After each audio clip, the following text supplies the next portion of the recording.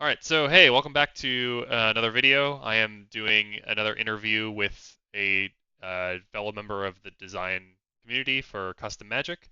My last one I did with Scribble for Punchio about 2 years ago, and time flies. But we are back, and today I am here with Zangy discussing Alkabah Rise of Soli. So, Zangy, would you mind introducing yourself for those who might not know you? Hello, I am Zangy.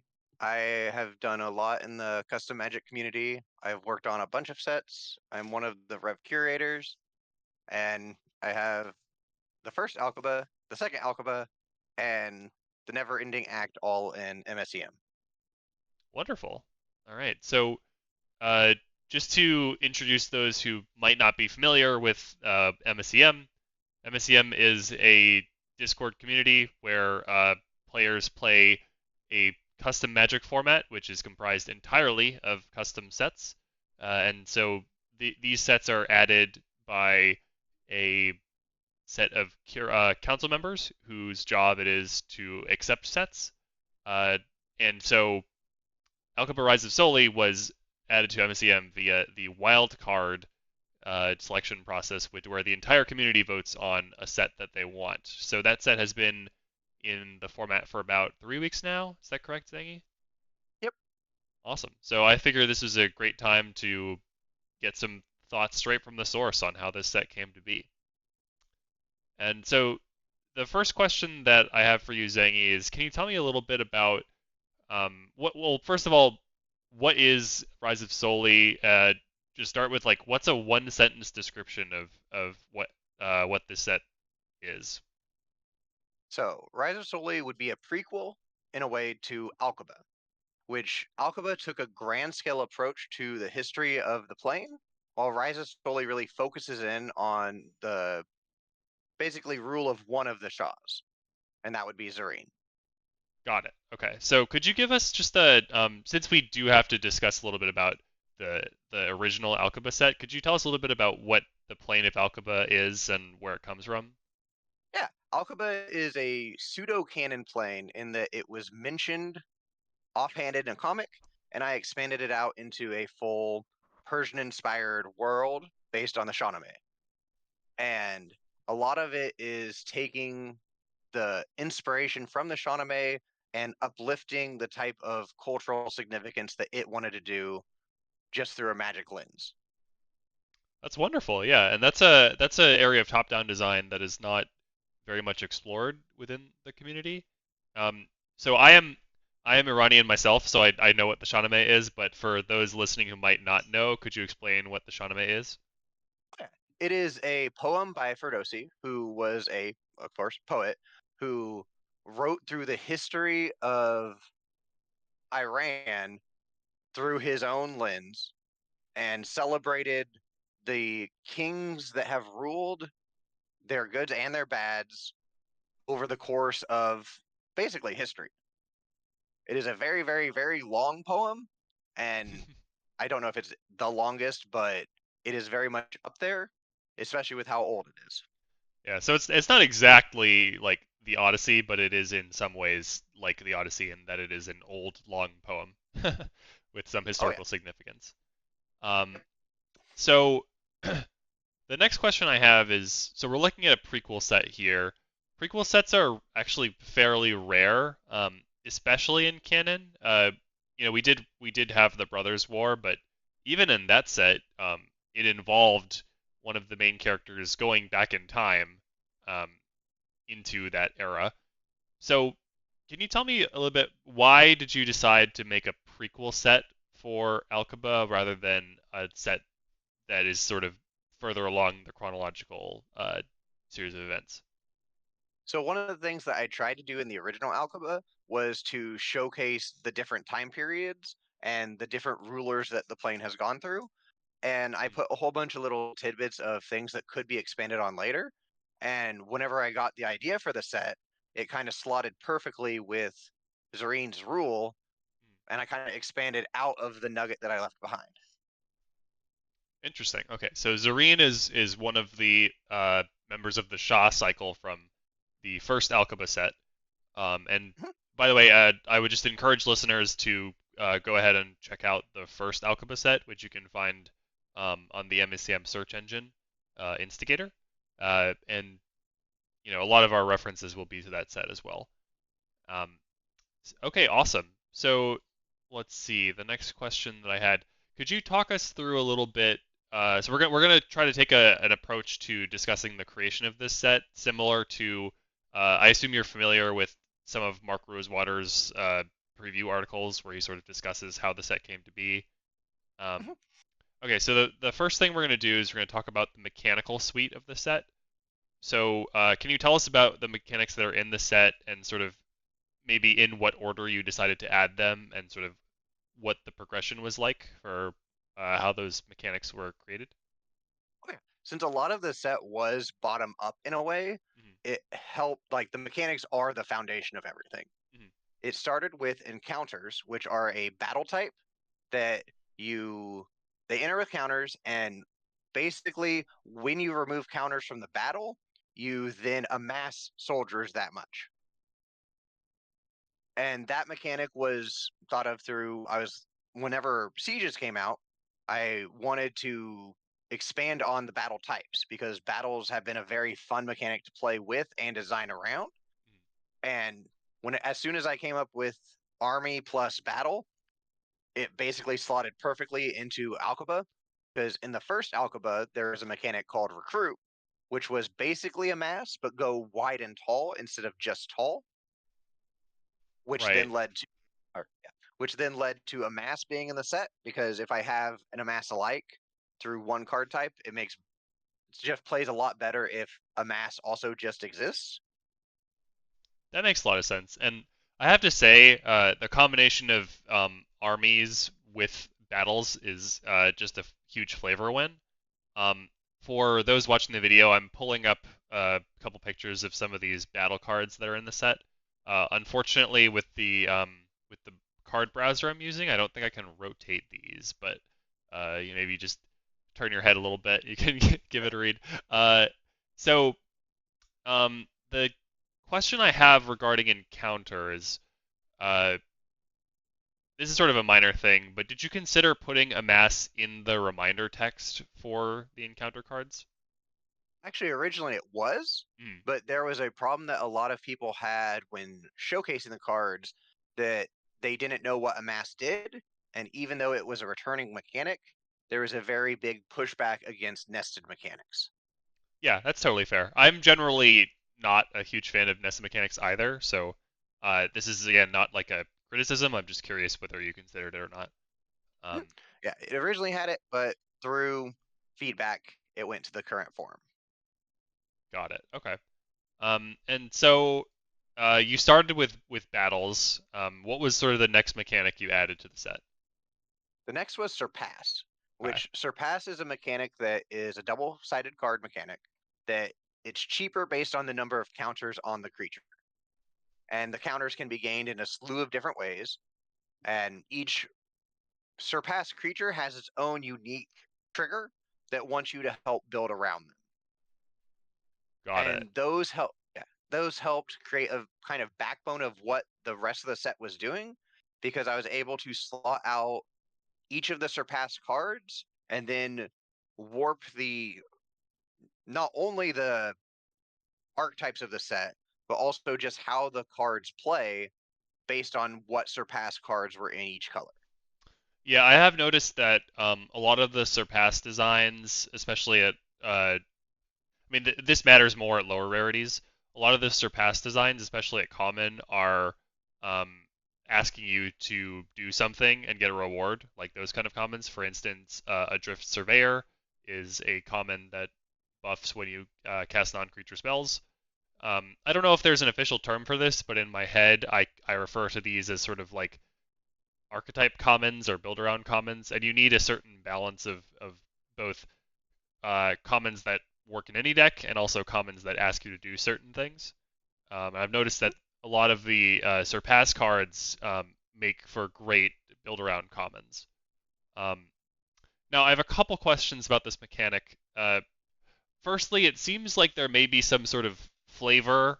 Uh, implementation to this mechanic, because the I've noticed when you look at the creature types, uh, the humans that have surpass always turn into Nephilim on the other side, and there are some Nephilim with surpass that turn into either angels or demons, if I'm not mistaken. So with Alkabah, one of the original things I wanted for the set is to call back how it worked in canon. Mhm. And in canon, the one piece of information that we know is that Dak went there, and when he went there, he tried to steal something, which turned his hand red forever. And Interesting. to kind of expand how that could work for an entire planar system, because I like how whenever planes just function differently in different ways, such as Theros' belief giving way to actual things happening, Agreed. is that the more that you act like one of the elders that you foresee, you turn more into a follower of them. And in that way, that gives a little decision path of and a binary which goes kind of into Zoroastrianism, where the more good you are, the more that you show it. The more evil that you are, the more that you show it as well. Okay. Which Surpassed kind of goes into this, where the humans that have it, if they go quote unquote good, they become more like Nephilim, which then eventually become angels. The more evil you are, eventually you turn into Azra, which are like tieflings, and then into demons. Right. Okay. And I was planning on asking about this later, but I guess since we're on this topic, so this set and Alkabah, the original set, both make use of creature types that are existing in modern canon, but are not uh, used very often at all.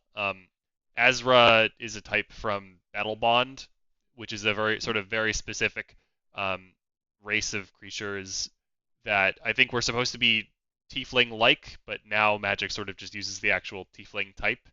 And then Nephilim is a type that originally came from a very well known, if maybe uh, slightly old cycle of four color creatures from Guild Pact. So, what are those types doing in this set from a flavor perspective?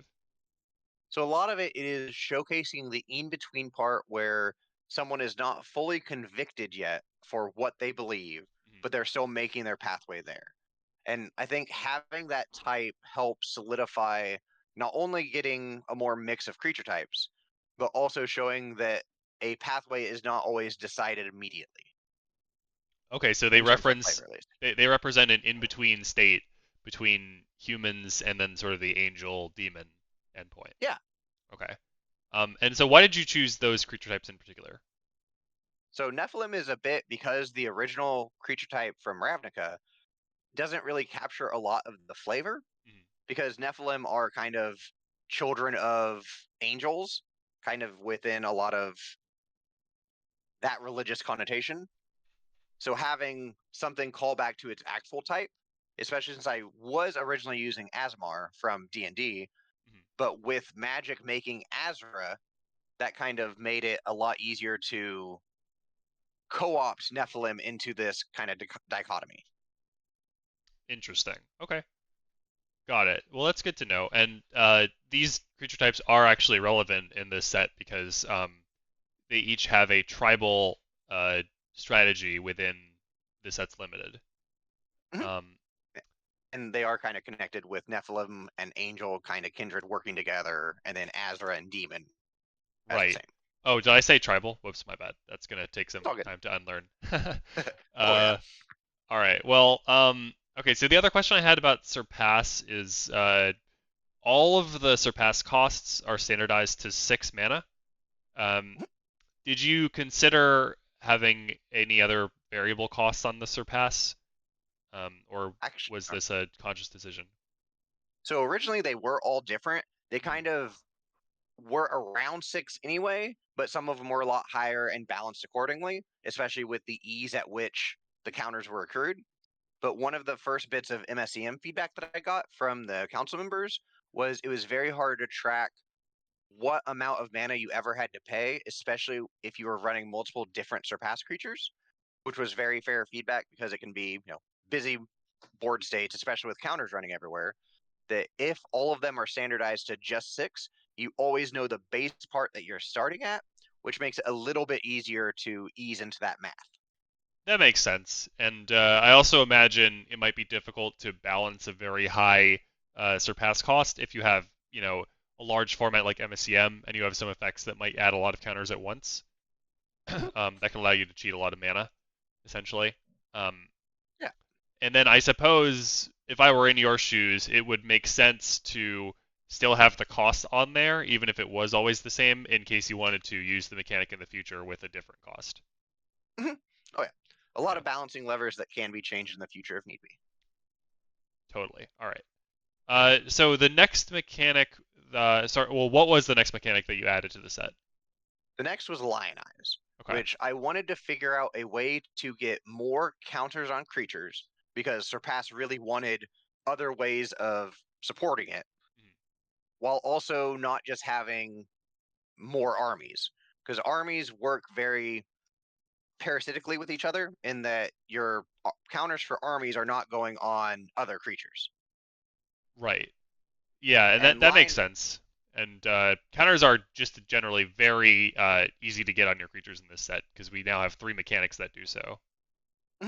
and doing that, having Lionize be a way of getting counters while also still playing your threats worked out pretty well, especially with the tech that backup gave us with letting sharing abilities of that kind,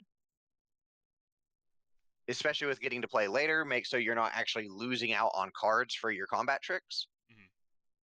And Yeah, also just let me put combat tricks more throughout the set.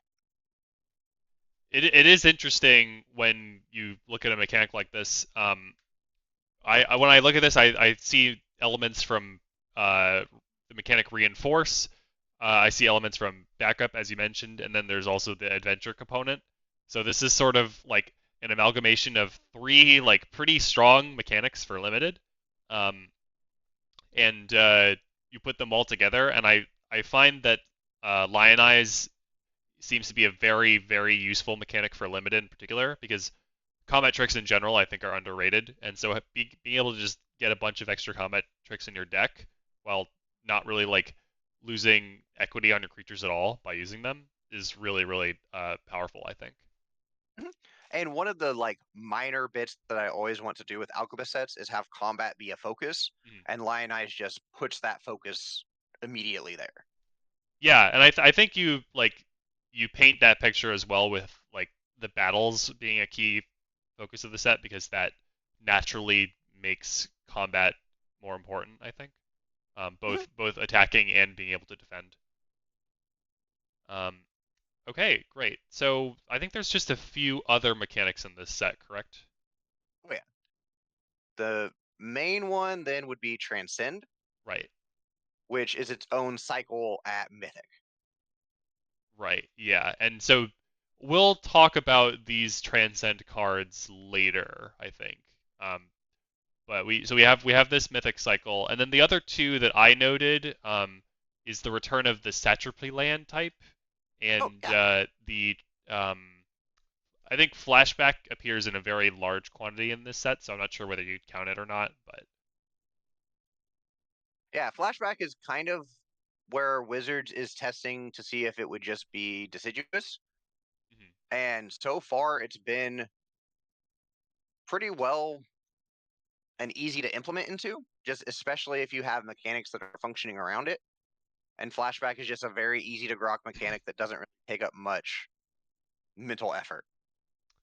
Yeah, like to me, the fact that there's an archetype that is specifically based around casting spells from outside your hand, as well as just the sheer volume of flashback designs in this set, makes me feel like it ought to be considered as one of the Oh yeah, mechanics of the set. But yeah. um, yeah, Flashback te- was actually really added a little bit mid in design mhm. because I really needed more ways of interacting with the surpass designs that I had made.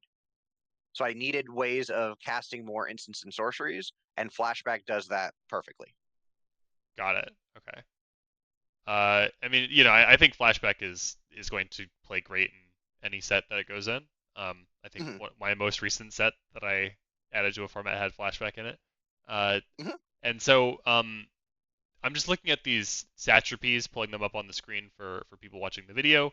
The satrapy lands, they appeared in the original Alkabah set, perhaps with a little bit more focus. This seems to be more of a supporting cast of cards. Uh, we Mhm. have we have a plenty of cards with satrapy cycling in the set. I can't recall, is that something that appeared in the original Alkabah? No, it was not. Okay, so that is sort of the innovation here, but um, otherwise we're seeing a collection of satrapies that you know generally just fix your mana, and I don't think there are any satrapies above uncommon in this set. Correct. Okay, cool. Because Well, no, go ahead. uh, the common satrapies, which are the sanctuaries and the temples, are reprints from original Alkabah. They are just Mhm. solid tapland designs that do the work. They didn't really need to be reinvented in any way, and they just do a very good job of letting people get whatever colors they want by taking a tempo hit. Yeah, and compared to regular tap lands, these are very powerful in multiples, which is of course the point. Uh, and the reason why this, I suppose we haven't actually mentioned this, but if you're unfamiliar with the Alkaba setting, it is a very heavy multicolor environment. The original Alkaba set was, I believe, concepted as a four-color Magic set. Um, Mhm. and so Alkaba Rise of Soli, to me, seems a little bit more skewed towards three-color strategies in Limited, but it does have its fair share of four-color cards at Rare. Yeah, and there are a few 5 color if you ever want to go that deep, which a lot of the Alkaba draft environment is how greedy do you want to go and how much can you afford. Absolutely. All right. Well, speaking of draft environment, I think we're ready to discuss the archetypes of the set, unless there's anything else you wanted to say about the mechanics. That seems fine. Yeah. Okay, cool. So, as for the mechanical suite, or sorry, as for the archetypes, I'm just gonna go through them and uh, pull up like what I think each of them were from reading the file. You know, I think you can usually tell, but you can correct me if I made any errors there. So, Mhm. when I was looking at the, I generally went by the gold uncommons and then maybe looked at the hybrid commons a little bit as well. But Mhm. blue white seems pretty clear cut. We're doing a angels and Nephilim strategy. Seems like a general mid range strategy, but like a little bit go wide. Um, Mhm.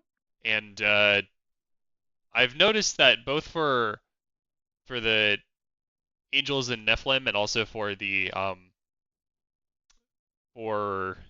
demons slash Azra strategy, Mhm. there's a good number of members of the tribe that are off color for the particular strategy. So, for instance, you might be able to find an angel in mono red at common, or a demon in mono white at common, and so I find that interesting. Can you tell me a little bit about why you made that choice?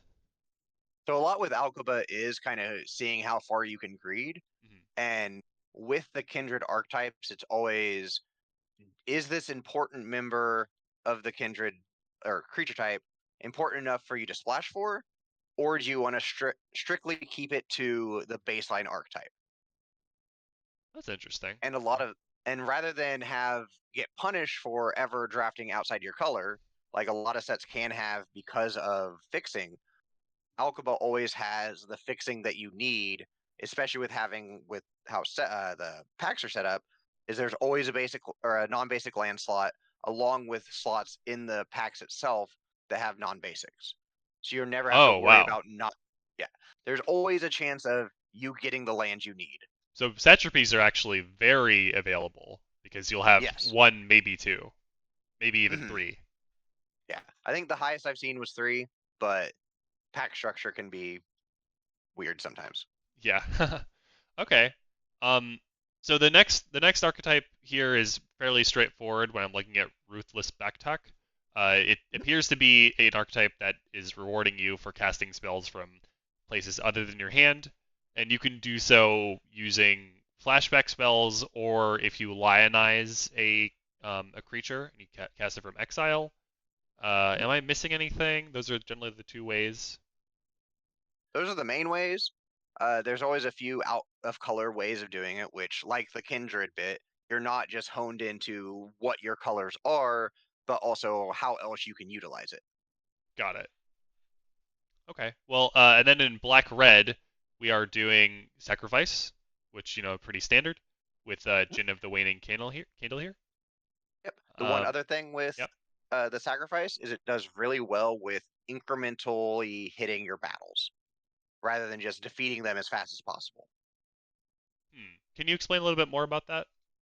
Yeah. So with the encounters, if you only hit the encounter for one damage, you get one token Sure. that has a counter on it. That means that's free sacrifice fodder one time. So if you just hit it Oh, I see. one creature every turn, you can slowly drip creatures for your sacrifice outlets. Understood. So if you think of it as like a source of multiple amass triggers, then you can strategically, rather than defeating the battle all at once, choose to create multiple 1/1s that you can get for sacrifice fodder. Yep. Yeah. Okay, that's interesting. You could even use the 1/1 army to hit a battle, and then sacrifice that army with the mass trigger on the stack. Correct? Yep. Neat. All right. For a Um. lot of value bits. Yeah. I do in general enjoy that the battles in this set, you actually want the defense number to be higher because that actually represents more tokens. Mhm. And that was actually one of the biggest balancing factors for them that was so hard to get right Mhm. because increasing the number doesn't actually make it easier or harder to beat. It just makes it stronger. Yeah, I think in some ways you can think of it as similar to the actual or to the battles for March of the Machine, except that you always have a fixed payoff rather than a variable payoff. Um, Mhm. but um, Okay, so for red and green, we have I'm looking at Guardians of Kalyan's Tomb, Mhm. and this seems to suggest to me an archetype that really wants you to branch out into all the colors, Yep. and that sort of is supported by there's a lot of cards that mention other colors in both red and green in this set, so that seems pretty likely. Yep. All right. Fantastic. I love me some five color archetypes, and having one in this set seems very easy to do. Uh, Yep. And treasures make it pretty easy as well. yeah, absolutely. And you got like Bizarre Braggart at common to get a. By the way, Bizarre Braggart, that card's actually quite strong for a common. I hadn't really looked at it too Mhm. much, but yeah. I wanted to make sure the common hybrids were ones that you would easily be able to pivot into different colors, especially the earlier you picked them up. So you might be drafting a couple red cards early on. You pick Bizarre Braggart, then you get past the really strong green card, and you're like, oh, it's like I'm green now, something like that. Yeah. Yeah. Especially with how many satrapies are in this like draft environment, you want to make sure you're not throwing away too many picks. So Mm. things like the hybrid cycle just make it a lot easier to do so. Got it. Okay. So next up in green white, we have Valiant Cataphract, which seems to suggest to me a counters archetype. But from reading this set, it seems like actually this archetype is focused more on recruiting, or sorry, on amassing rather than just generic counters. Mhm. Um, and Valiant Cataphract has a solid body that can very easily connect through to those battles. Mhm. So it seems like a great card for that archetype. And it just makes Lion Eyes just a little bit better, so you're more incentivized to pick up a few of them as you go along. Yeah, good note. Okay. Then if I scroll down here, so white black, there's an Angel of Despair reprint, which I love, but I've noticed that that doesn't tell me exactly what the archetype is. But after reading the set, it seems fairly straightforward that it's a reanimator strategy, Yep. especially when we have Toil Beyond Death at the hybrid common slot for white Mhm. black. and I always really enjoy reanimator archetypes in limited. I hope they become more common. We only had we had one in M21 and we had one in Duskmorn, so I'd like to see them show up more often. Oh yeah, they're really fun when they get to work. Yeah. Yeah. And a lot of Alkabah is also you're not punished for not being able to do the thing, because Angel Despair can just be a perfectly fine, I'm a slower deck, I'm going to play it out. Yeah, and I think that one of the challenges of being white black reanimator in particular is that white is not that great at filling the graveyard. Um, but if you get to, for instance, play blue in your deck or something like that, then all of a sudden that's not that much of an issue. Um, so if we're looking at blue red now, selection at Denage is pretty clear cut. It's giving you rewards for casting non-creature spells. So we've got a you know pretty classic blue red non-creature archetype.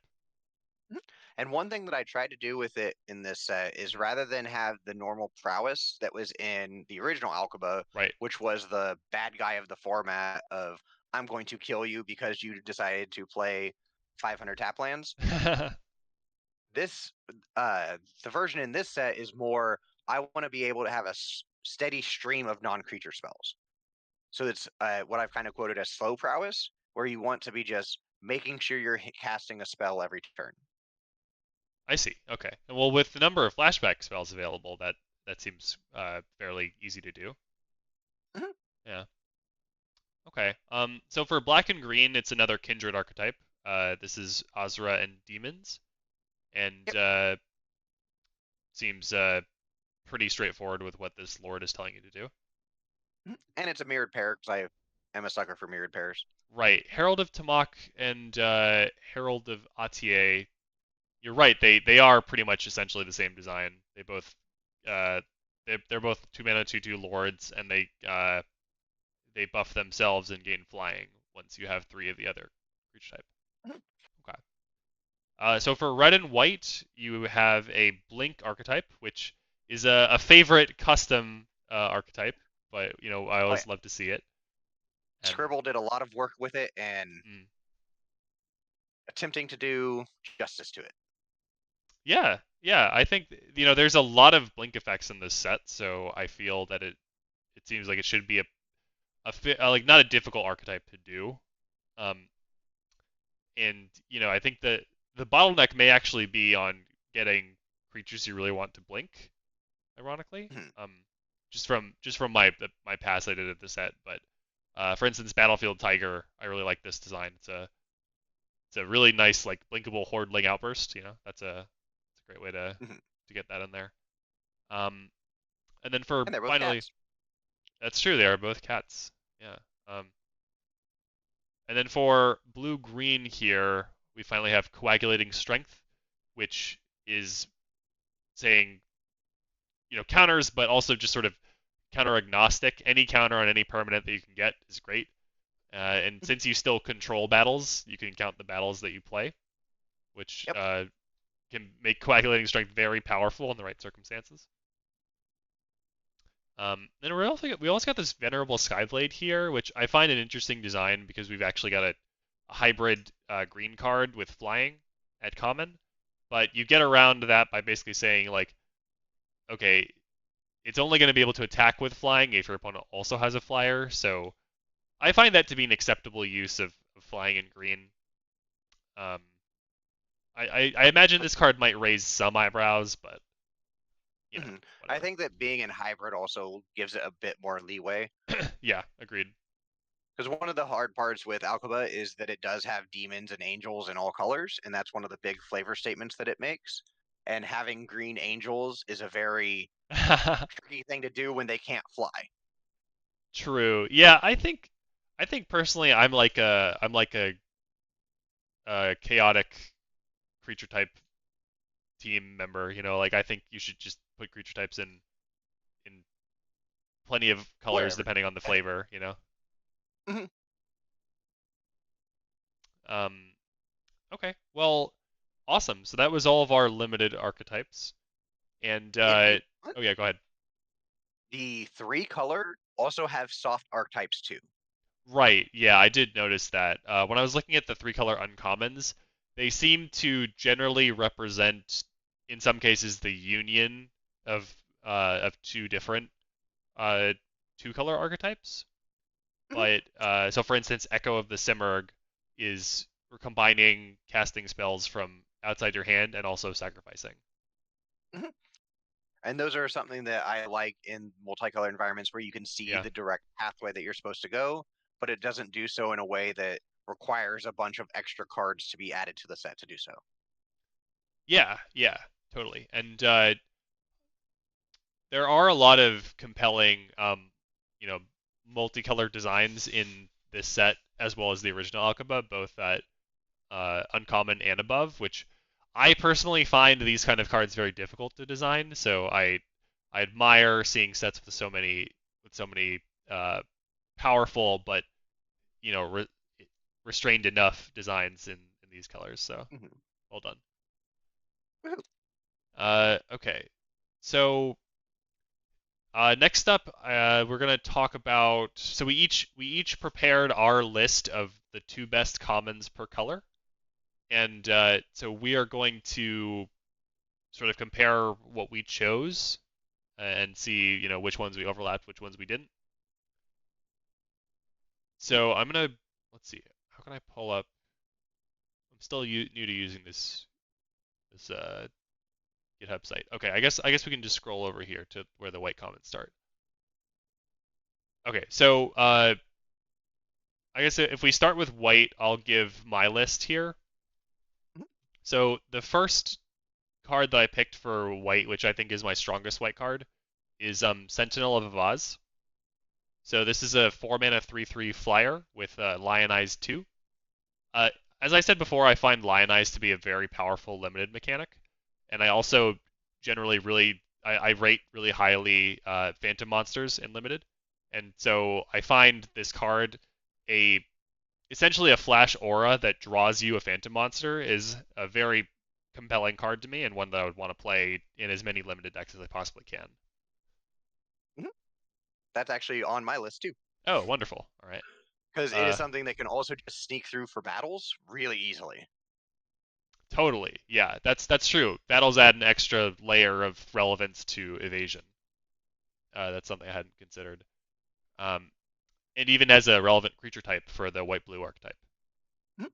Yeah, it's something that's good in all of the white archetypes, so you're not just pigeonholed into any direct color combination and it's just solid white Mhm. card. Absolutely. Yeah. Then the other one I picked was Keen Blade Master. So this is a 2 mana 1/3 that taps an opponent's creature whenever it attacks.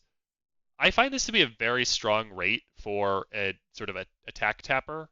We typically don't see these below 3 mana at common, at least in formats that I can remember. And so Mhm. combine that with a 1/3 stat line for 2 mana means like you can usually attack with this guy and have him live. And any sort of strategy that wants to have an aggressive tempo, he is going to provide a lot of benefit. Mhm.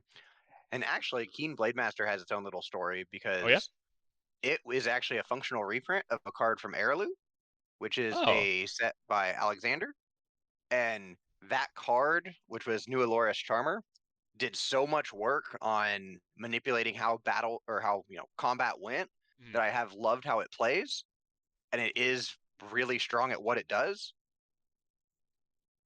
And I've just loved the design ever since I playtested Airloo so many years ago, mm. and this was a perfect spot to have the focus on combat, have a good defensive body that doesn't get eaten up immediately by armies, that can still put pressure on the opponent with tiny swings.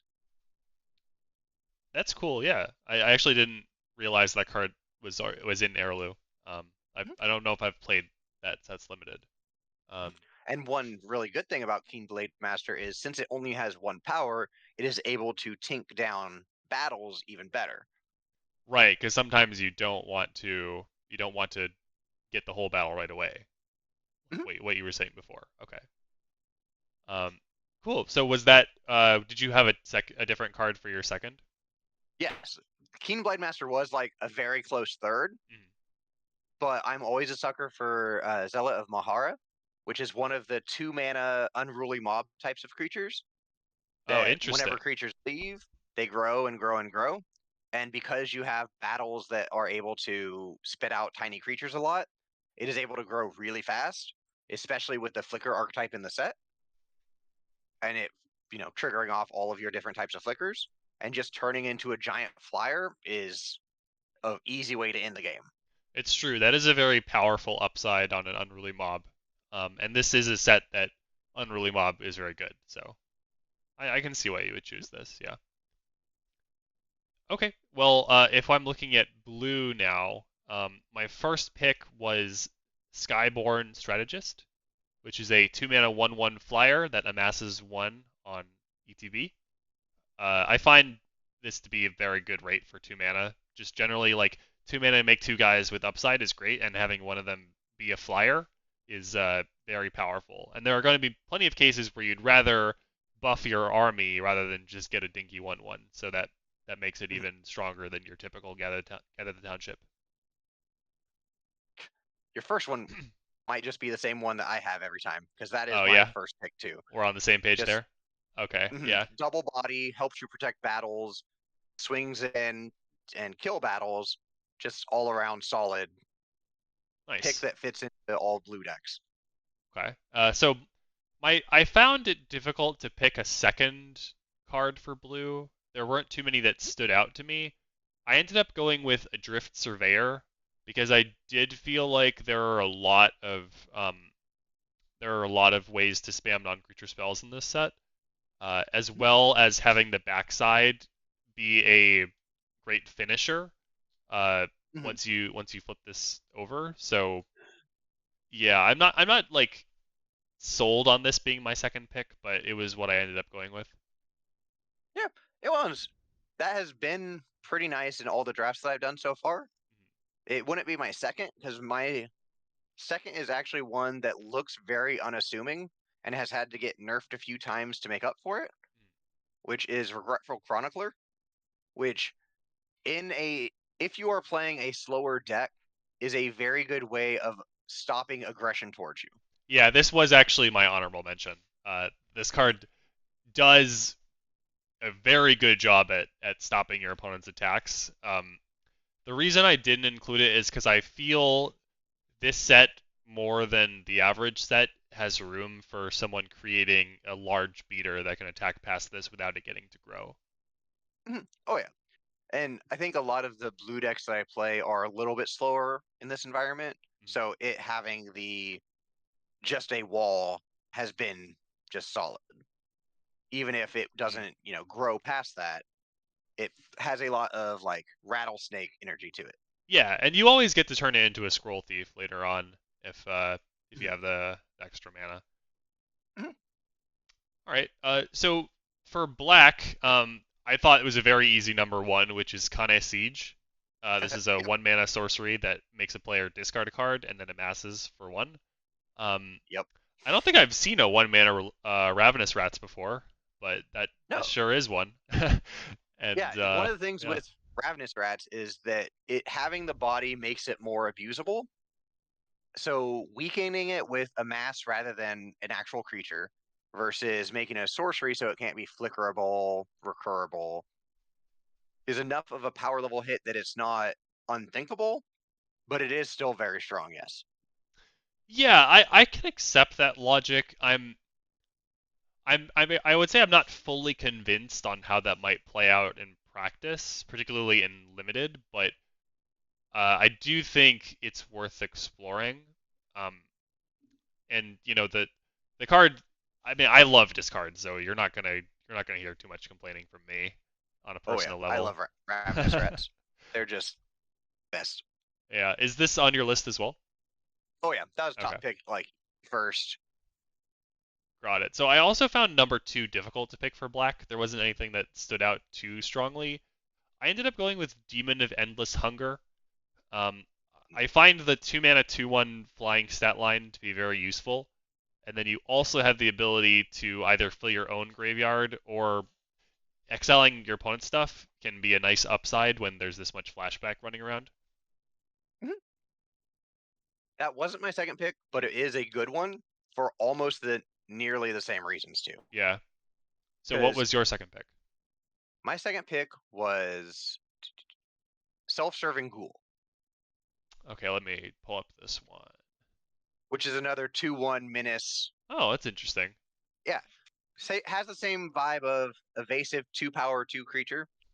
Because going back to original Alkabah with Regulator of Ties, that was a kind of hidden menace of this format where it forced you to deal with it or it would get a lot of chunk damage through. Yeah, and I And 2 mana suppose. Oh, go ahead. Sorry. 2 mana 2 menace just does a lot of evasive work. Yeah, and I suppose removing two counters is about as like I can't imagine an environment where removing two counters from a permanent is more useful.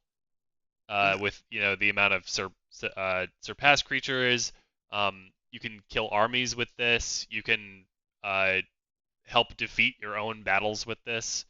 Um, Mhm.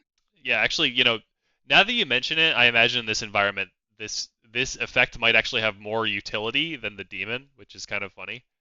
Um, Yeah, but okay, cool. it's So been just a solid card.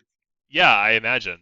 Um, so for red, my first pick was Tomb Raider Duo. This is, I think, maybe a bit of a controversial pick, but I do feel like for instance, in Lost Caverns of Ixalan, we had this stat line of a 3 mana 3/2 that makes a treasure, and Mhm. I feel like that card was really underrated. And now here we're in an environment where the treasures are going to be more valuable, and we also have the satrap recycling on top of it.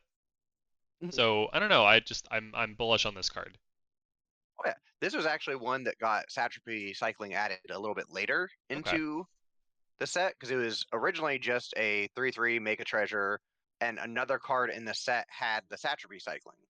But because of how the Satrapy Cycling cards worked out, that card had to lose it because the Satrapy Cycling cards were too removal focused. I So it see. got pushed over here. That makes This is sense. also one of my top two because just easy fixing. A one-off treasure can do so much work if you only have one 4-color card. Just does whatever you need. Wow, we've been remarkably aligned. I found that that happened with Scribble and I too. We had a lot of overlap. Um, so my second pick was Incendiary Flow. I feel like with red there's usually one of the burn spells that's one of the best commons. I feel like you can't really go wrong with this card.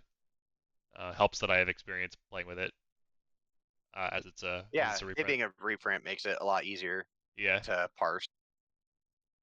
Though that was not my second, Okay. because actually my second was more akin to your black second pick, Oh, which okay. is Eyes of Cyricon.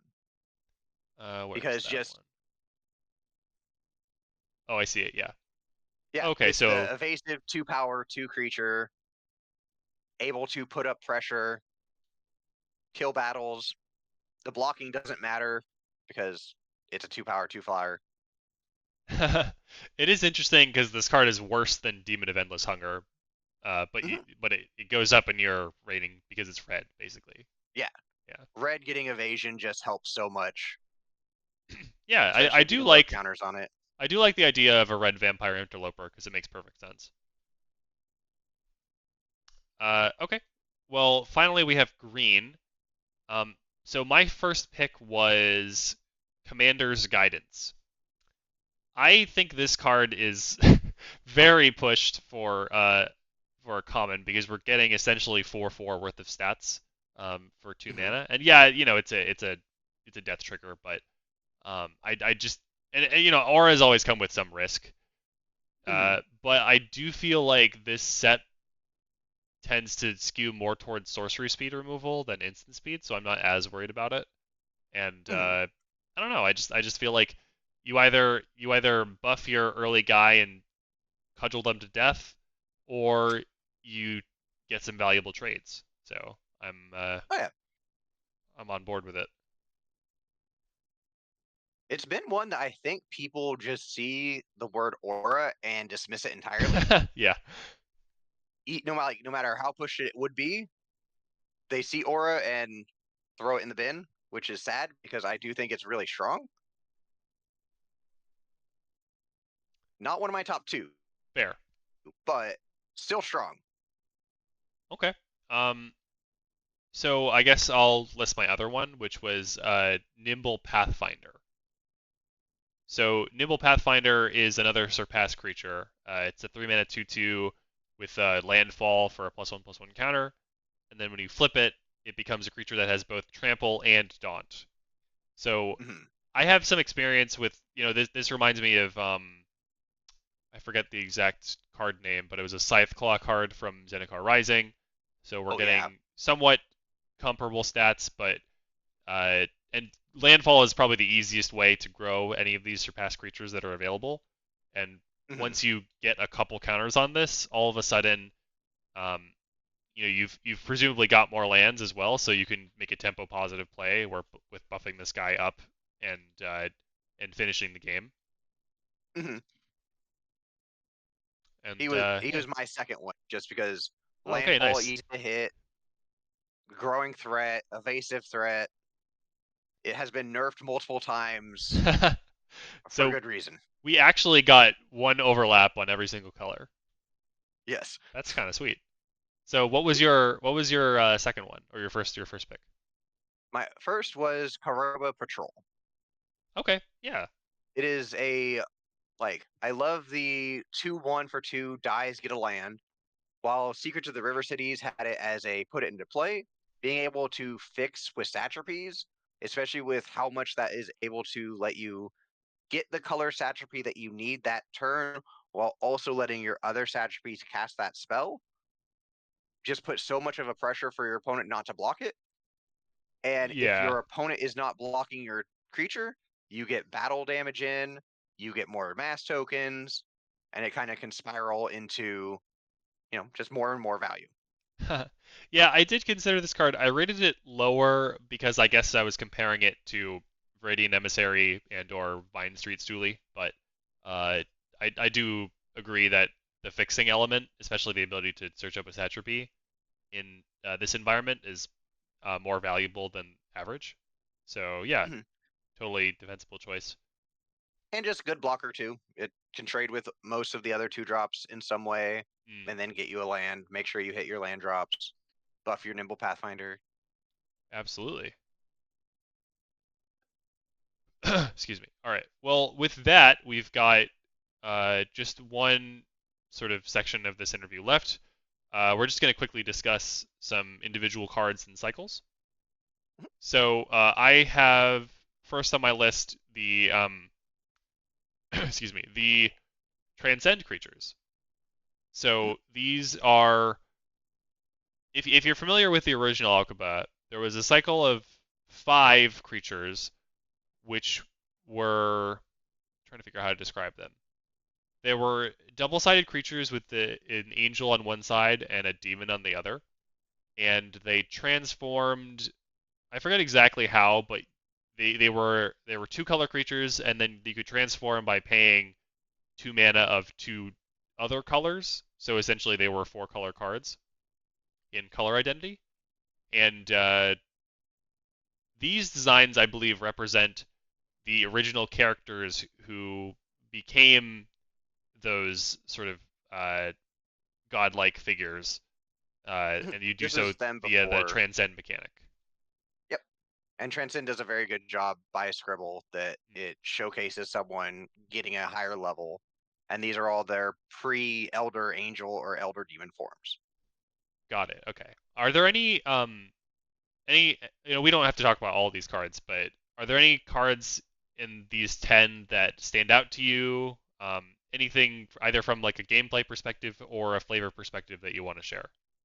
Yeah, one thing that I really like how I designed them is that based on the pairing for the original Alkaba, they all have the same mana value as their counterpart.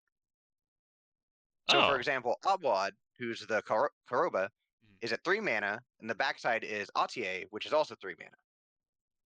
And then Oh, I each one see. goes in line where it's 2, then 3, then 4, then 5, then 6. That is kind of neat. I hadn't And noticed that at normally all. with Transcend, having high mana values, it can be a very big death knell just because of how much mana you're already spending. That let me get a little bit sillier with some of the Transcend triggers for the higher mana value ones. Yeah, some of these cards are definitely very splashy. If you look at Mahara, it's attached to a straight up Wrath of God on ETB. And then the final trigger is Amass Soldiers 20. I got a good chuckle out of that. Oh, it's just Uh, a fun line of text that I wanted to keep through somewhere in the set, and this was the perfect spot to put it. yeah, no, I love that. There's also Andazir, which I find kind of terrifying, just spitting out four Death Touchers, and like also every time like on ETB, edicting your opponent multiple times. Um, there's a lot It's to like tons of about value. these designs. Yeah. And I just love Transcend. Scribble did an amazing job of capturing that feeling and just making a lovely mechanic out of it. Yeah, it makes perfect sense here in context, especially if you're familiar with these characters from the first set. Okay, so the next question I had was regarding the new command cycle. So Yeah. in the original Alkabah, there was a cycle of four color commands. The names corresponded to half of the um, I don't know what to call them, like the angel demons from Elders can yeah, work. okay, we'll call them elders, yeah. Half of the elders from Alkabah, and it looks like these are the other half. Mhm. Is that correct? Yep. Cool. Yeah. So these appear to follow the same outline of the first five, which is they are commands that are designed around having uh, one of the four abilities as a focal point, and then the other three sort of supporting that focal choice. Is that a Yes. good way to describe Which it? is yeah, which is a pain to design. I can imagine, yeah. But I think you did a good job at fulfilling that. And some of these commands ended up being very highly played in MSEM, so I'm curious to see which ones might end up getting there. Is there Yeah, anything you want to definitely. point out about the commands in this cycle? It's something that I wasn't able to stick to all the way, but I did try to make so each of the commands does not have the color of their opposite. So like Andazar's Hmm. command, Andazar's opposite is Mahara, who is white black. So their central color being black means that Andazar's command does not have white in it. And Okay, the only one I wasn't able to do that with was Atier's command, but just that's how, a cycle of 10 cards that have a different idea later on can kind of change. that's But it fair. was I mean, something that I there's. think Oh, sorry to interrupt. it was something that's pretty neat to get to do and see how they differ from their counterparts. Yeah, yeah. I was just saying, like, uh, it's hard to plan for all of that in advance when there's so much time in between the original set and this one. So I don't blame you at Mhm. all for that. And honestly, I wouldn't have noticed it at all if you didn't point it out. So, I and so the next card I wanted to ask about is a matricide most foul.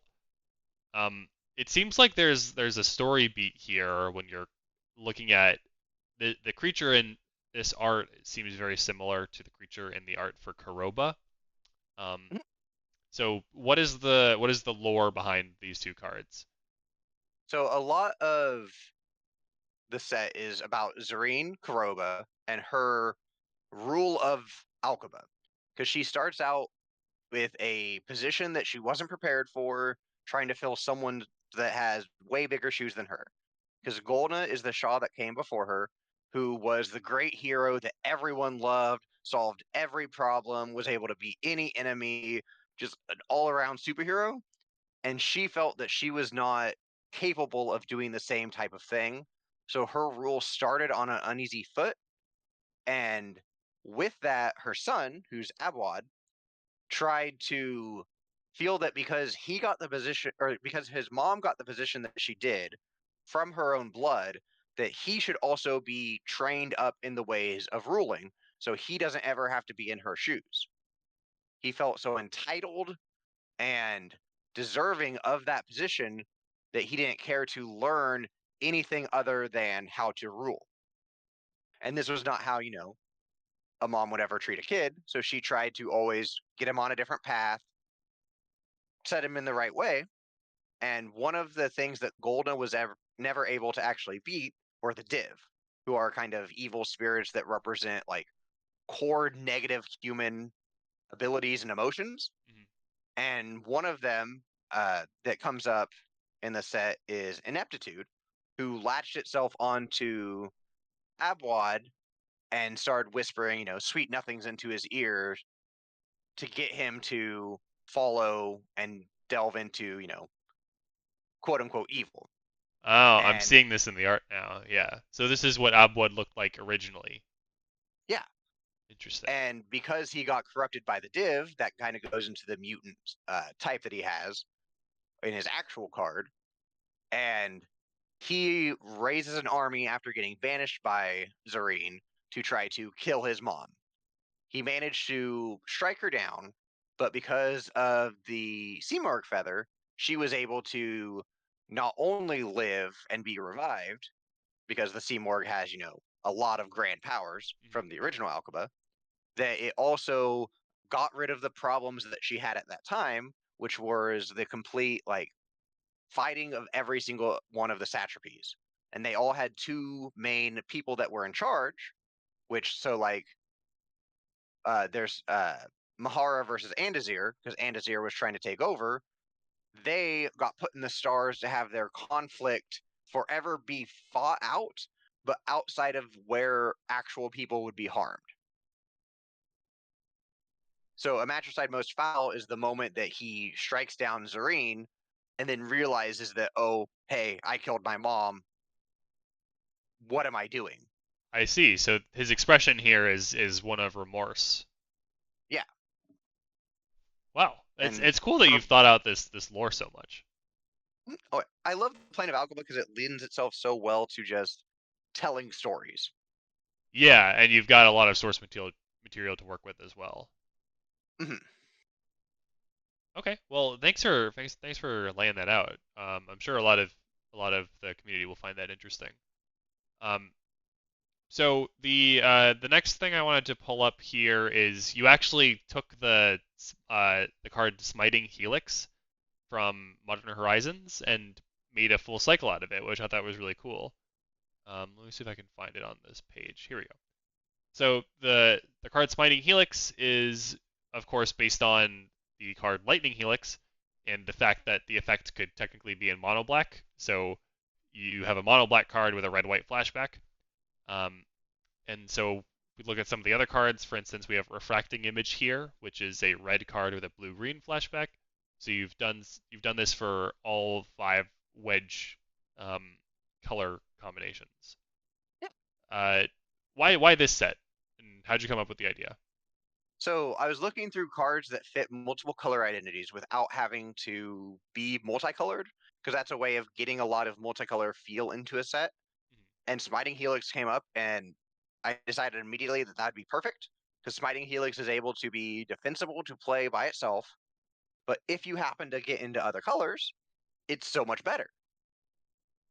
And so I finished the wedge cycle of that, and with that, it also has a counterpart cycle that are all creatures that then have activated abilities of the other colors for the shards. Right. Yeah, I've noticed that as well. Cards like Heartweaver or what's the other one? Advocate of Ideals, that sort of thing. Mhm. And that was able to get more multicolor in the set without overloading you with actual factual multicolor cards. Right. Yeah. I think it's important to have a little bit of that in a heavy multiplayer set. Um, okay. So next up, a couple cards that I thought could be worth pointing out here. We have some cards in red that are rare, push for constructed that seem to be encouraging a battle heavy strategy. Um, that would be Huma of Glory as well as Slinking Raider, which triggers off of dealing damage to a non-creature permanent or player. And then the backside actually gives like the damage spread that you see on like questing beast type cards, where if you hit their face, you also get to hit all of their um, all of our non-face things. So Mhm. are what are your hopes for a battle heavy strategy in MSEM? Do you think that could be possible? Maybe not with, or maybe not with just this set, but maybe the future.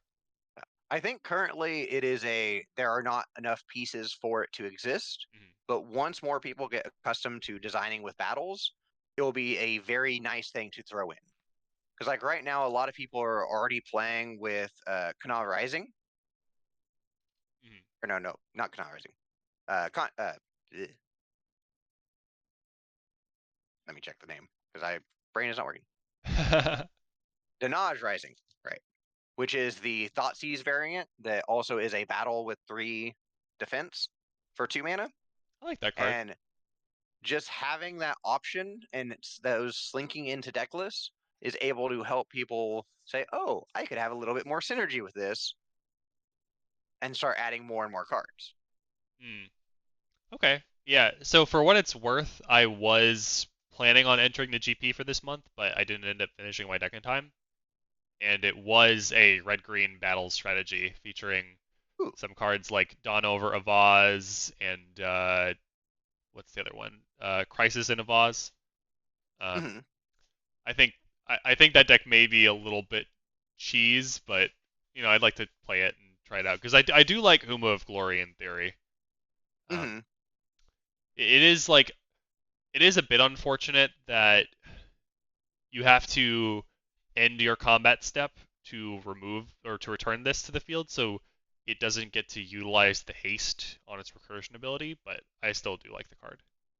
Actually, with Huma, it's actually one of the neat things of letting you use your burn to hit the battle if it's low enough to get it back and swing. That's true. That's possible. That may be something I should consider. That's why I Um, kind of hope that more people can put battles in their burn, just so it's able to, if you have burn that doesn't hit face, have other options against creatureless decks. yeah, and in theory, you can also do Soli Rising, and play no other creatures besides Huma of Glory, so it'll always tutor Huma of Glory, and then Hmm. that can sort of get you rolling. I don't know. I think there's some interesting stuff to do there, but um, Oh yeah. so okay, well that's great to think about. So the next pair of cards I wanted to discuss here is we have a card in the set called the Lost but Seeking, or the Lost and Hmm. Seeking. Sorry. And we Yeah. also have a card called Furious Blow, which these cards both sort of seem to tell a story of the character Amoret, which we have been introduced to via several previous sets. Hmm. Yeah. Amaret is a character that I love a whole bunch. They're able to do a whole bunch of showcasing of what a set is without necessarily taking up a bunch of space. And they were in Secrets of the River Cities first, and then in the original Alkabah, and now they show up here. And this is a spot where they do spark. And the Lost and Seeking is their original form before they turn into an angel. And then throughout, what happens throughout the main of the set is Cyricon, who is one of their greatest friends, goes up into, space basically, and they lose out on the person that they like the most with all the uh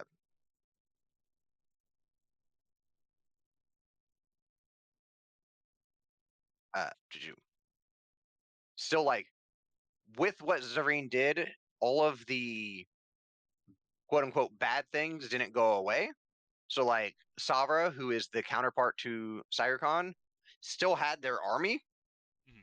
and that is where Furious Blow is Amaret dealing with the problem and halting that problem. Okay, got it. And it's nice that we actually do have the card Amoret Hope of Night in MSCM, which could be a very strong card to tutor with Furious Blow as well, even if you're not playing this sort of like very legend heavy strategy that the Lost and Seeking requires. So Mm-hmm. I think that makes a card like Furious Blow much more interesting than if it only tutored one card. Mhm. And actually, what I'm doing in MSCM this month is running a basically Alkabah flavored deck with Furious Blow, Amaret, and the other Amaret, both Planeswalker versions, Right, yeah, that and a card whole too. bunch of Satrapies. That one's quite strong too, actually, from what I remember. Oh yeah, Yeah. I've been a lot more impressed with it the more I've played with it, just because originally I thought that the last ability of making weapon tokens wouldn't be that impactful, but would still be nice. But every time I play it, that ability just does a lot of damage out of nowhere, especially if you just Yeah, have the other Amorets running around. that does sound like So, fun. Okay, well, so I was gonna talk about some of these like Ravenous Rats cards in the set, like kind of Siege and mhm, Vagabond of the Dudes, but I feel like we already sort of got into that, so I'm gonna skip that one, unless there's mhm. something you wanted to say on that subject. Vagabond of the Dunes is for ninjas, and because Monument is a lovely deck that I love. Okay, fair, That's kind of fair. all that's there. Gotta throw little vanity cards in there. Oh yeah. I see you. I see you. So the next card I wanted to ask about is Jahi of Endless Hunger. Mhm, So this is a 4 mana 6/6 demon with an ability that's very similar to Desecration Demon, mhm. um, which is a card back in the day that a lot of people probably wouldn't believe you if you told them it was good, but trust me, it was good. I Mhm, swear. So Jahi of Endless Hunger, it has a Lionize ability to grant the Desecration Demon-like ability to a creature. mhm. On first glance, this card doesn't seem to be getting that much out of the Lionize. I'm curious, what is your intended use case for this card? So this was originally like for Alkabah. What I do is I go through different demons and angels, see which ones are evocative, Mhm. and see which ones I can make riffs off, and seeing what abilities can be put in fun ways to do so, especially with returning mechanics or new Yeah. mechanics. And Jahi was exactly that. Of Desecration Demon is awesome. I loved playing with it, and putting that ability on a demon is fun. Lion Eyes giving you the ability to play with it in multiple different ways lets you interact with the mechanic in ways that just base Desecration Demon cannot do. So you can use this on your own creature after you've already attacked. So the creature doesn't matter if they sacrifice their own thing to it, because now you're using it as a basically fling of sacrificing the rest of your creatures, put a whole bunch of counters on your already attacking an unblocked creature, Mhm. and kill some. That makes sense. The other thing I was thinking about is maybe you have some jump blockers, or you have a creature that's gonna get hit by a removal spell, so you can sort of use this as a response sec outlet. You can theoretically even use this to tap down your opponent's creature, which seems dubious, Yeah. but you can Yeah, do that that if is you want a to. if you really need the time and only have 3 mana, you can do that, and then on your next turn play the Jahi, which Maybe it secures you lethal sometimes if they've got like a yeah, big, you know. Uh, so that they have that's singular creatures. okay. Yeah. So I appreciate that you went through some of those use cases because when I first saw this card, I definitely was like, wait, like why would I want to grant this ability? You know. Mhm. So it's because it is an ability that your opponent can activate as well, right? Yeah, Uh, and actually, since it is on the list and it's related to this, Tidebender actually came through that same type of design thought oh, I of absolutely adore Tidebender, by the way. I love it, that card. what abilities are cool to put on creatures that you normally can't do. And normally, like the Spirits deck in Pioneer and somewhat in Modern, but it's kind of fallen out, Mhm. is that type of I'm gonna get play a creature early, let it sit there for a bit, maybe getting some power, and then sacrifice it to counter your board wipe. And those creatures are always pretty fun to actually play. And utilizing it as a Lionize means that you get to not only hold it up, but maybe, counter 2 board wipes. Or pick and choose what creature you are using to sacrifice to. Yeah, and we don't. So we get a lot of Curse Catcher variants because Wizards has sort of showed that it's cool to strictly better Curse Catcher in multiple different ways. Mhm. But we don't get very many variants that are this interesting. So that's part of why I really appreciate this card. And I also like that there literally is a Merfolk deck that can make use of this in the MSAM format. So I just um, a lot of lot of things lined up very well for this card. Yeah, one of the things I try to do for sets aimed at MSEM is to see what decks are not necessarily like tier one, but are kind of floating around tier two and not need a little jump, like what the original thought process behind Modern Horizons was, and give them little nuggets if possible. Mhm. And Tidebender was that call to Merfolk, since it was a deck that I've played a bit and have interacted with, especially in the Team Unified Constructed tournament that we did a Right. bit ago. And this would be a nice slot into that deck without overpowering it to a unfun level. Yeah, yeah, and this probably replaces or at least contests the curse catcher they were currently running, which was Bone Tooth Darter, I think. Hmm. Um, What are so your cards? yeah, that's true. I gotta say it was really cool to see that Merfolk Tribal was actually a thing. Like several years after I designed some Merfolk cards, I was like, oh, it'd be nice if these were good someday. Mhm. Uh, so although mine are probably not the cards that are making that deck good, but they're in There are there. some, definitely. Uh, and actually, with that process with Tidebinder, that's Mhm. also where like the Lost and Seeking came from, and Yeah, also Herald of Ruination. Because right. one of the decks that is constantly almost there is the Legends deck, and the Lost but Seeking is able to easily slot into that type of deck and solve some of the problems that it currently has in a kind of precise, precision way of a design Mhm. without just being, oh, it's just a legendary creature, so it goes on the deck. Yeah, totally. And you actually also mentioned like maybe we might be seeing some battle decks in 3 years or something like that. That'd be kind of neat. Hopefully, Yeah. especially Um, now that the template is going to be more widespread, makes it a lot easier for the people to the design with. template is the biggest hurdle right now. Yeah. Um, okay. Well, so the next card I wanted to discuss here, Hayat Hungering Baktak seems like a very important character to me, but from my knowledge, they weren't actually mentioned in the original Alkabah, unless I'm missing something.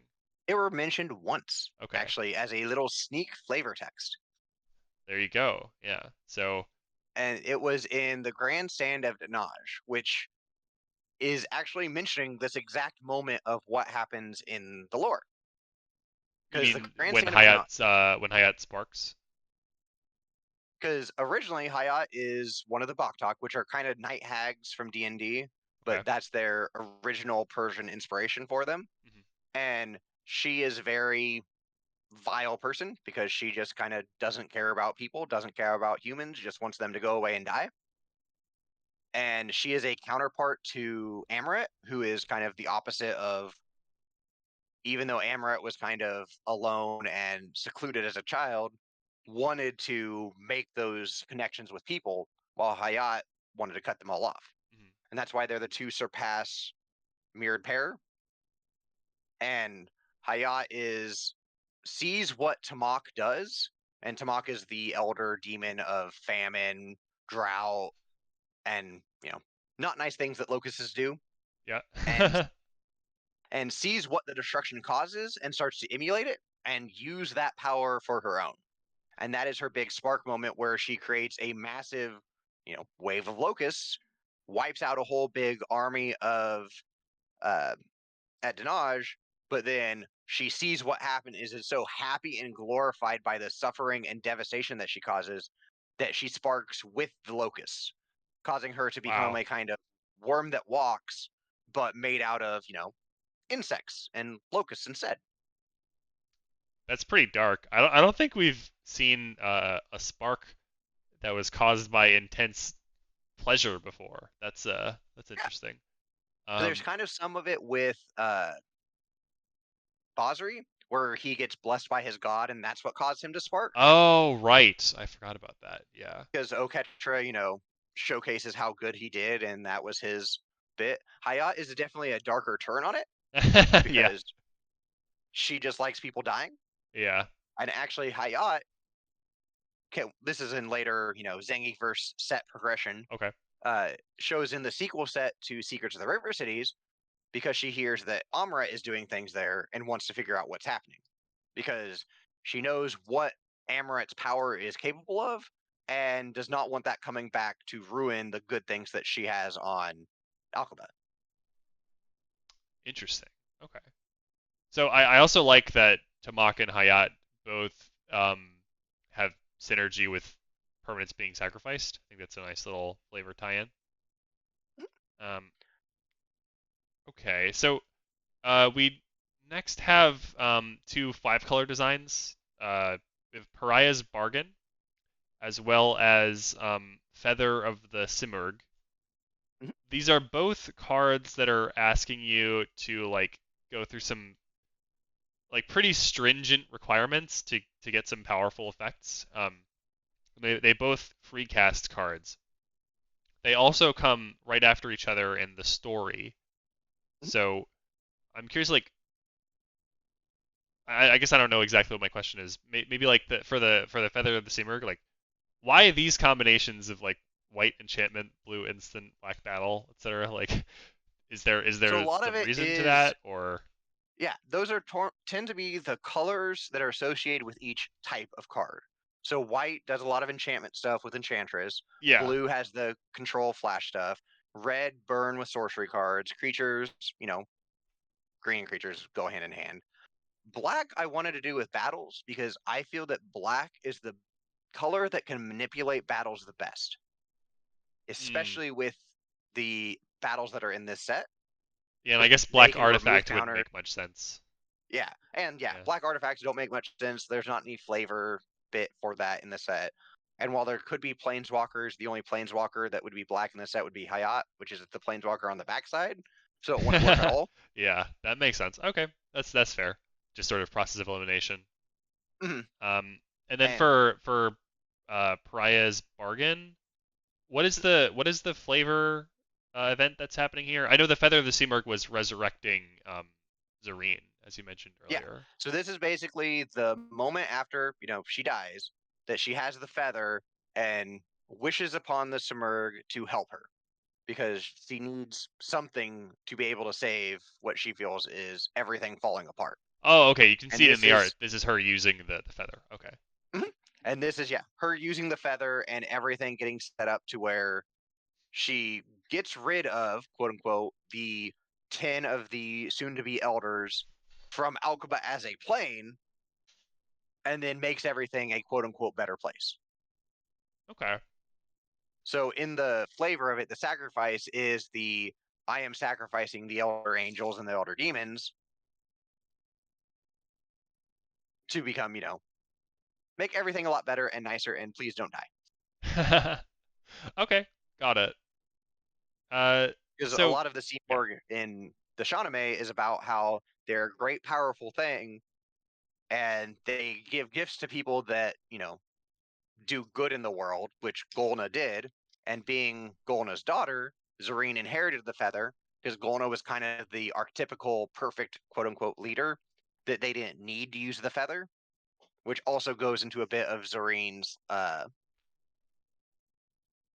forgot the direct word, but like she doesn't feel competent at what she is doing. I see. So maybe like So I can't think of the right word either. Imposter syndrome, maybe.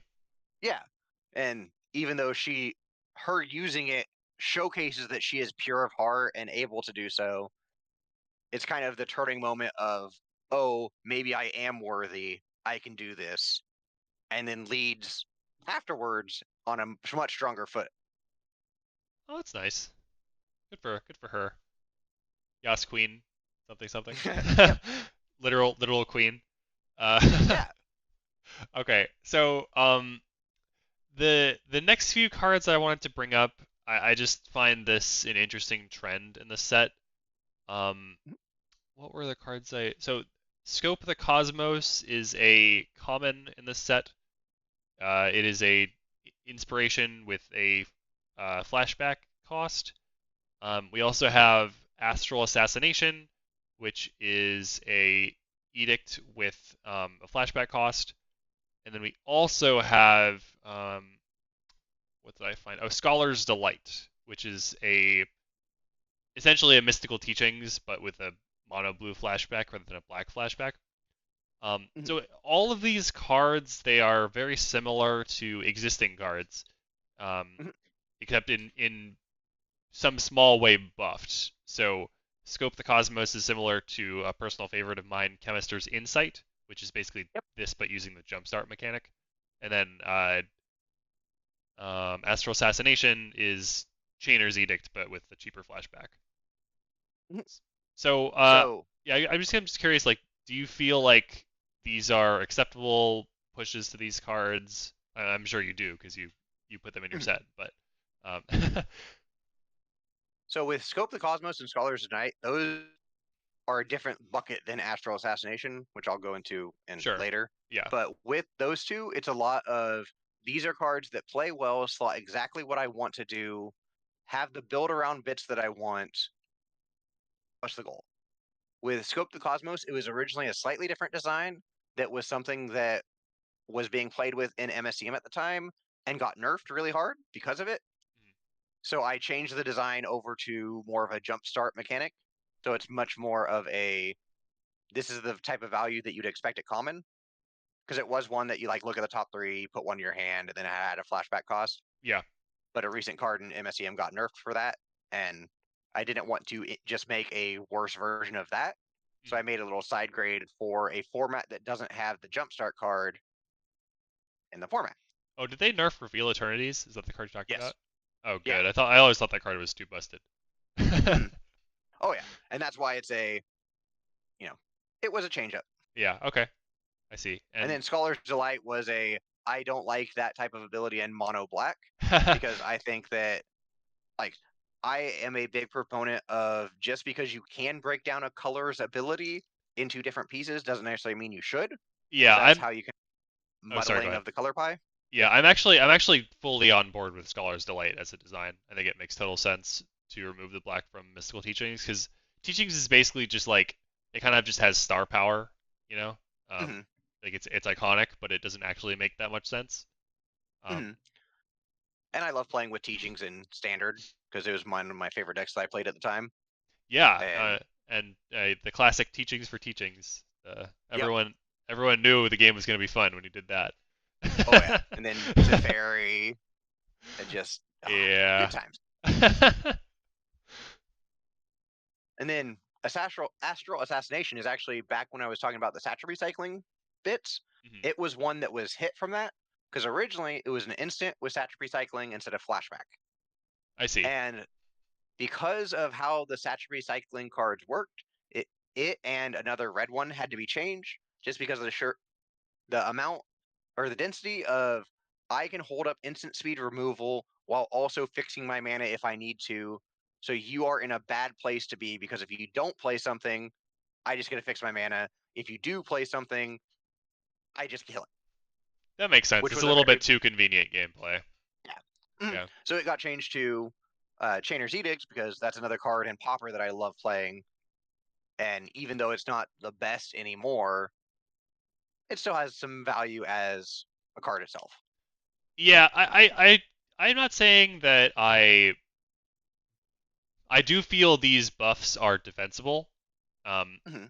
I guess from my perspective, I feel like especially with the Chemister's Insight buff, it makes me a little sad because like that card is a favorite of mine, and so like Hmm. seeing that design being like, yeah, we probably are at a point in Magic where we can have a better Chemister's Insight, and like Hmm. that's probably fine. Makes me like, oh, well, that's kind of a bummer. I felt a similar way when Lost Caverns of Ixalan printed a better Supreme Will in multiple ways, and I was like, Yeah. what? That's Supreme Will. You can't just strictly better Supreme Will like that. Come on, guys.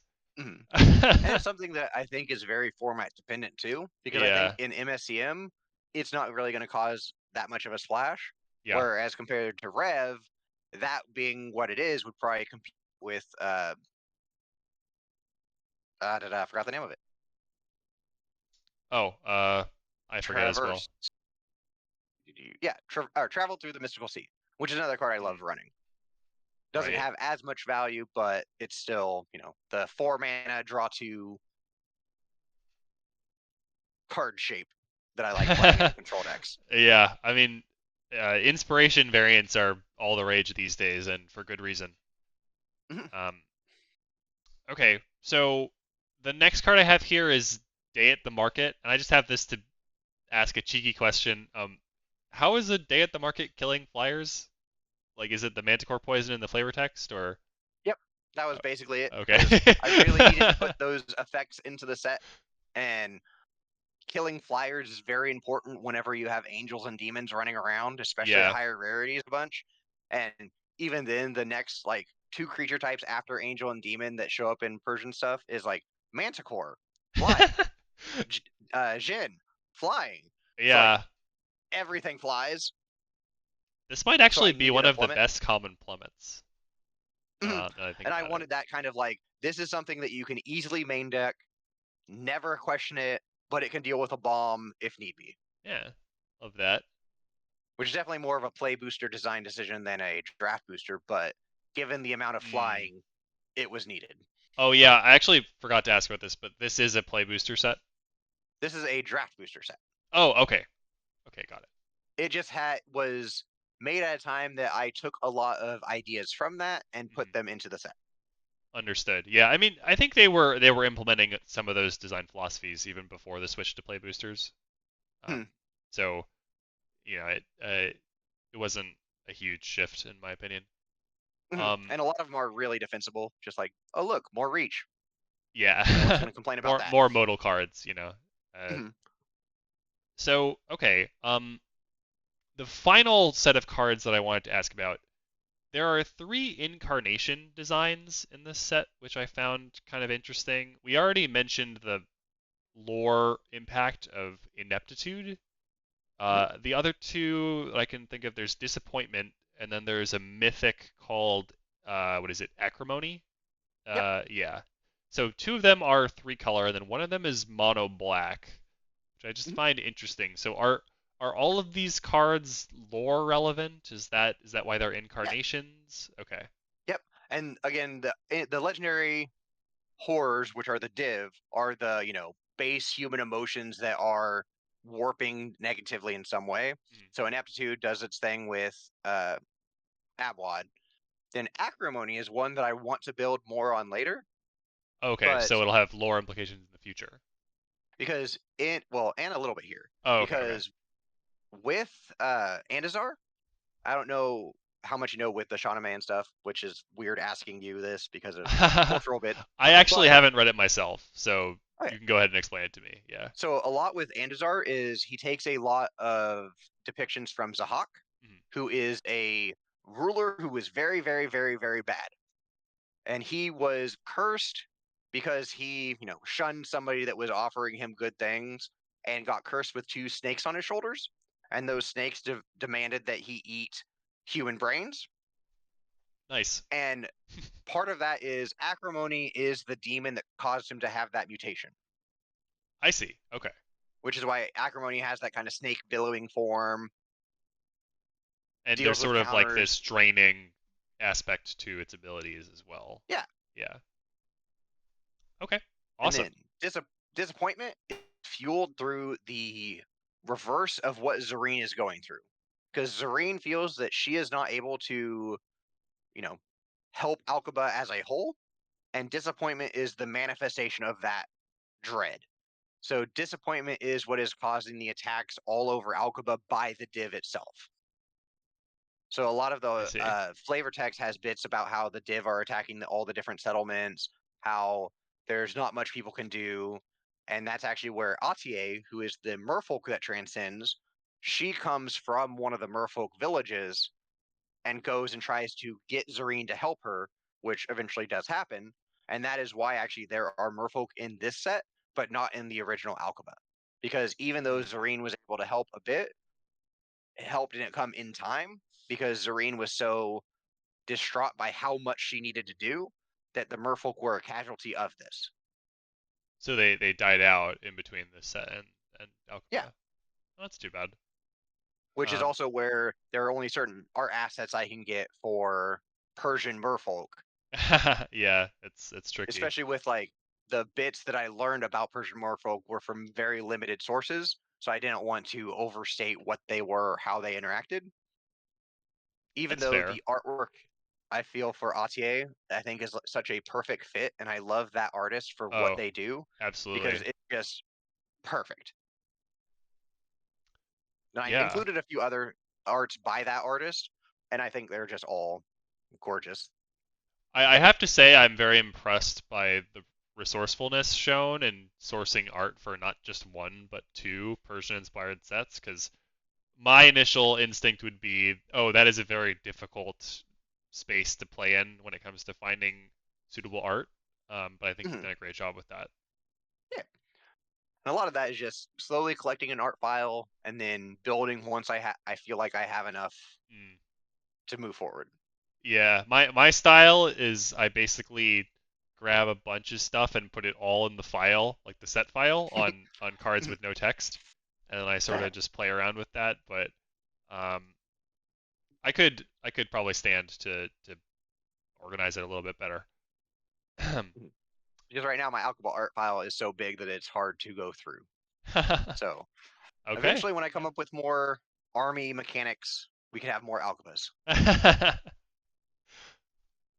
Okay, well, so that was the list of everything that I wanted to discuss with you today. I wanted to give you the space at the end if there's anything else you want to communicate about this set to people listening. So, for instance, any cards you want to talk about, anything we didn't cover, please feel free to do so now. I think one is just a kind of soft advertisement that Field Test, which is hosted by Pipsqueak, does such a good job of letting you test out things for constructed that the set itself went through 2 different field tests and improved so much because of that that I recommend everyone trying if they can. Nice, that's a good shout out. I was actually thinking about doing that myself with Another Day in Siriusy, so I may have to give that a Mhm. shot. And then one card note is more just because it showcases like how much playing Magic can help you design is the card Mare's Last Captain, which is a Orzhov rare that it fits into set themes because it's a very, it's a reanimation card. But from one of the videos that I've watched of someone playing Legacy, someone built a sliver deck that was, you know, just a normal sliver aggro deck in Legacy, and they had Buried Alive in the deck. And Buried Alive is a Ooh, very weird card to be playing in a, you know, aggro deck. you get the Unearthed Sliver? Is that what we're They doing? got the Honor Sliver, they got Sliver Legion, and then the Unblockable Sliver. Nice. So I've they were seen, able to yeah, have a combo kill in their aggro deck through just one card. And they only had to have 3 Garnets in their deck to do so.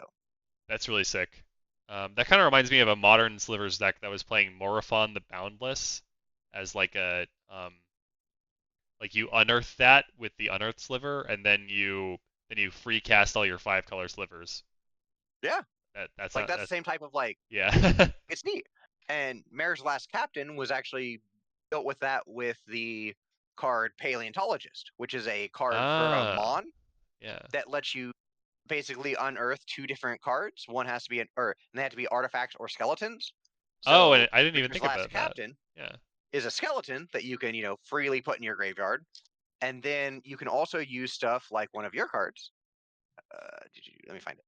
Uh, Stuff like Dreadline Colossus to just immediately play it, go, and get a bunch of cards back. And Oh, you'll this take some card. damage, but Wait, this card can actually cheat on mana a ton. yes. I didn't even really parse that first ability. That's Hmm. that's very powerful. Yeah. So, and that's the deck I kind of want to see sometimes someone build because it's just a Paleontologist gets to be a 1 card combo, and it does require you to be at a certain life total and, has restrictions. But just having that in your back pocket Hmm. can be very neat. Yeah, I like the call out to designing specifically to buff a specific card. That's something that, like for instance, I don't really do ever. And I think I could stand to try that out more because that sounds like it's fun Easter eggs. Yeah. And it's also something that you can really get a lot of community involvement in. Because, Yeah. like, the card Div's Onslaught, I was having problems with an Abzan uncommon slot, Mhm. and I talked with, I'm not going to pronounce their name right, but Trek, TREWQ, and they're one of the main, like, they play a lot of the horrors deck in MSEM. Mhm. And since the set already had a lot of neat horrors that it could offer to that type of deck, this could be a type of linchpin that helps the deck exist more in constructed. Because one of the little design bits that we talked about when designing the card together is that the deck has a hard time dealing with rot, and Mhm. having a horror alike card that, as at 4 mana, lets you dodge rot, rebuild a lot faster, and still play into the themes of the deck. And it does Wonderful. so while also playing into the set themes. Well, I'm sure the community really appreciates that you think about this kind of stuff. And Yeah, actually involving a member of the community in designing a card like this, it's a nice gesture. that's the goal at least, because it's just makes everyone feel more involved in the process of making sets Mhm. rather than just designing on your own, which is perfectly fine too. Just more options that help everybody out. Wonderful. Yeah. Okay. Well, anything else you want to bring up here?